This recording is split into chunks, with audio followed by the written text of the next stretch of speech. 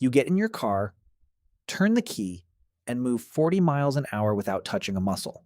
100,000 years ago, that same trip took 2 days on bare feet, through land that could kill you. No road, no path, nothing telling you what waited ahead. For 300,000 years, every journey a human took happened at walking speed. That single limit shaped everything. What you ate, who you married, how much of the world you'd ever see. Start with your feet. You're not the fastest animal on Earth. A cheetah beats you badly. A horse outruns you for miles. But you can walk 20 miles, sleep, and do it again tomorrow. And the next day. No other animal can do that. Your arches work like springs. Your Achilles tendon stores energy with every step. 2 million sweat glands keep you cool while everything else on the savannah overheats and stops. You weren't built to be fast. You were built to never stop. In 1978, Mary Leakey found footprints pressed into volcanic ash at Latoli, Tanzania. 2 people walking upright, side by side, 3.6 million years old. The oldest evidence of bipedal walking ever found, and they look almost exactly like yours. 70,000 years ago, humans started walking out of Africa. Not in one march, generation after generation, pushing into land no one had ever seen. Middle East, Asia, Europe, Siberia, a land bridge into Alaska, then south through the Americas. 15,000 miles with no idea the destination even existed. And it wasn't random. Obsidian tools turn up hundreds of miles from their source. Shells travel far inland. This was trade. This was networking on foot. Walking worked until it hit water. And then somehow, humans solved something no other land animal ever has. On the island of Flores in Indonesia, archaeologists found stone tools 800,000 years old. Flores was never connected to the mainland. Even at the lowest sea levels, 12 miles of open ocean stood between it and land. Someone crossed anyway. We don't know what they used. Wood rots. Whatever it was, it's gone. But the tools remain.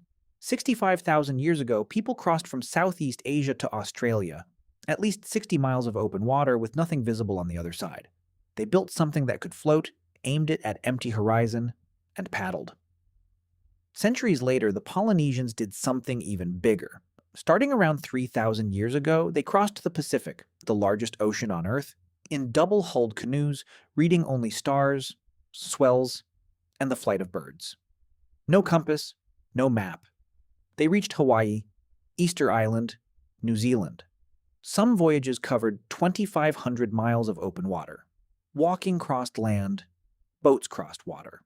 But one problem remained. You can walk 20 miles, but not while carrying a 200-pound animal you just killed. Your body could handle maybe 50 pounds before it broke you down. So people started dragging kills on hides. Then came the travois, 2 poles, a platform slung between them, spreading the weight so one person could haul 100 pounds or more. Around 15,000 years ago, humans domesticated dogs, our first partnership with another species, and put them to work hauling sleds across Arctic ice. Then, around 5,500 years ago, on the steppes of what's now Kazakhstan, the bowtie people tamed the horse. Bit marks on the horse teeth, mare's milk baked into pottery. They didn't just hunt horses, they rode them. And overnight, top speed jumped from 4 miles an hour to 30. The human world got 8 times smaller in a single generation.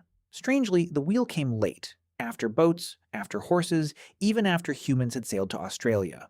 The oldest known wheel, found in Slovenia, is only about 5,000 years old, and it started as a pottery disc, not a vehicle. Someone tipped it on its side and asked what if something rode on top. Around 2000 BCE, the spoked wheel arrived.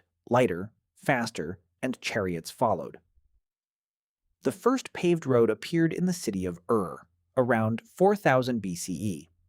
Wheels, horses, and roads together finally built something like a real transportation system. Trade exploded. Empires became possible. So there's the whole arc. Legs, then boats, then dragging, then animals, then wheels. Each one built on the last. Each one solving a problem that once looked impossible. Now you sit in a metal box doing 70 and call it a commute. You cross an ocean in 6 hours and complain about the Wi-Fi. Your ancestors walked 15,000 miles barefoot, toward places they'd never seen, because staying still meant dying.